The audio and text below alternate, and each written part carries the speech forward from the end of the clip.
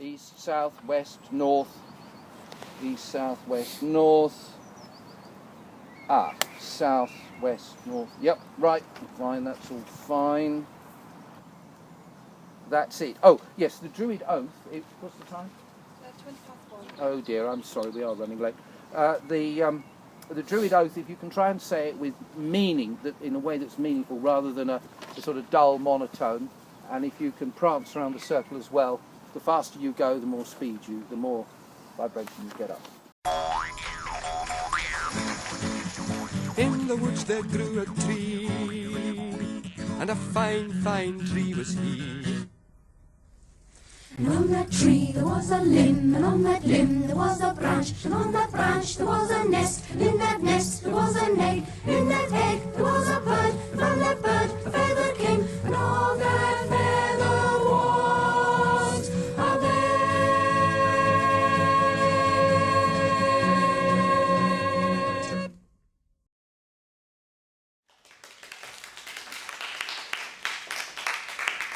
Thanks very much. Tom swears that it's pure coincidence, but I will, on the other hand, just wish you a happy Earth Day.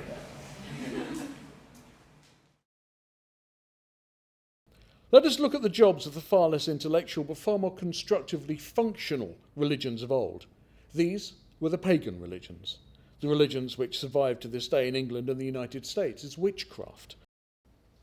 It is a belief system with great beauty and spiritual insight. What it isn't is ancient, historically accurate, or in most senses of the word, authentic.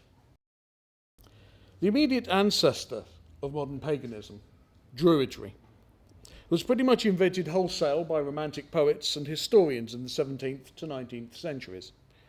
Paganism as we know it today is partly a derivation of inaccurate Victorian and early 20th century historical and anthropological theories, mixed in with a sizable amount of plagiarism of the works of the notorious occultist Aleister Crowley, and then filled out with sources both speculative and, in many cases, explicitly fictional.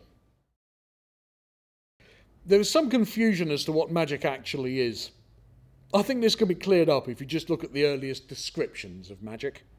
Magic, in its earliest form, is often referred to as the art. I believe that this is completely literal. I believe that magic is art, and that art, whether that be writing, music, sculpture, or any other form, is literally magic.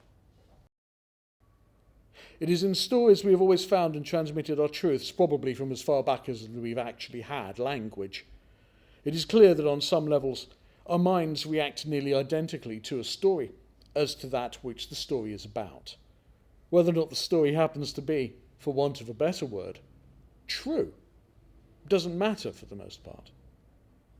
And these days, there are so very many stories to choose from. There is an African tradition of creating votive objects from the Bamanan people of West Africa.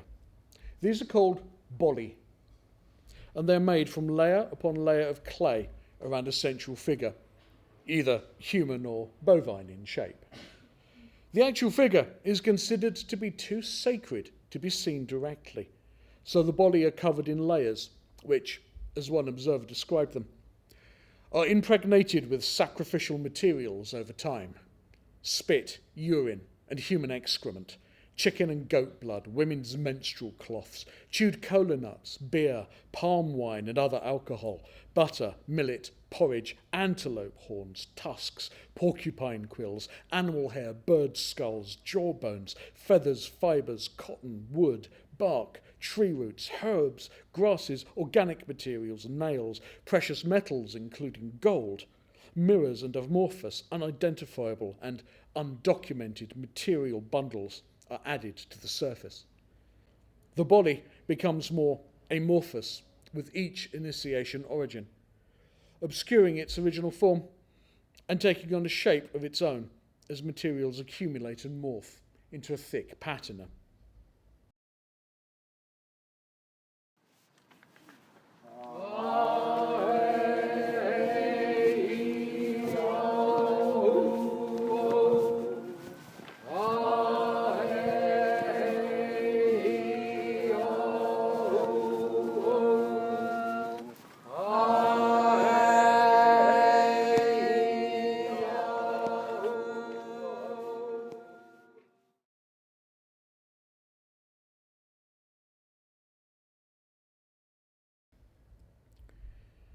The same could be said for all our beliefs and cultures and the artwork which comes from them. We shape our minds and the things our minds and hands create. We work them over and over, infused with our sweat and blood, the shining and shitty parts of our lives. Each layer takes on a patina, and deep within are the unseen gods and forces, unknowable, untouchable, more present in negative space than the matter surrounding it. To worship the object alone is to miss the point. It is the making of it that matters. What remains may just be a symbol, but a symbol is as close as we can ever get to describing the divine. Thank you.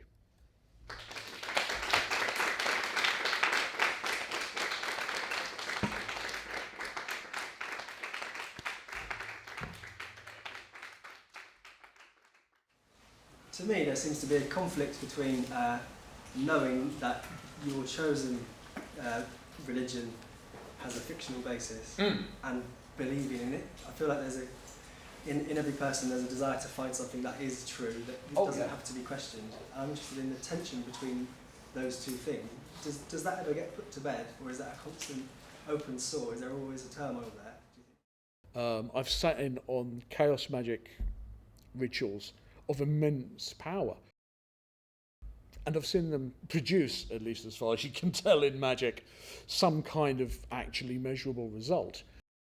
It's the point where you consider the possibility that a third belief system might have something relevant to it.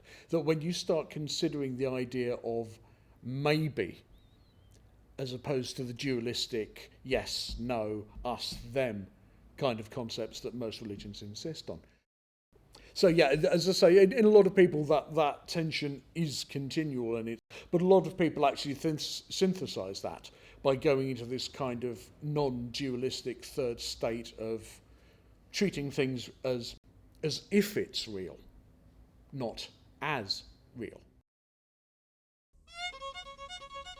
And on that bed there was a girl, and on that girl there was a man, and from that man there was a seed, and from that seed there was a boy, and from that boy there was a man, and from that man there was a grain, and from that grain there grew a tree.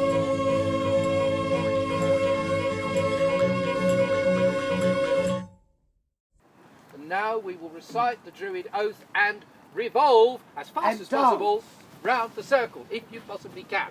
Ready? We swear by peace and love to stand, heart to heart and hand to hand. Bark, O spirit, and hear us now, affirming this our sacred vow.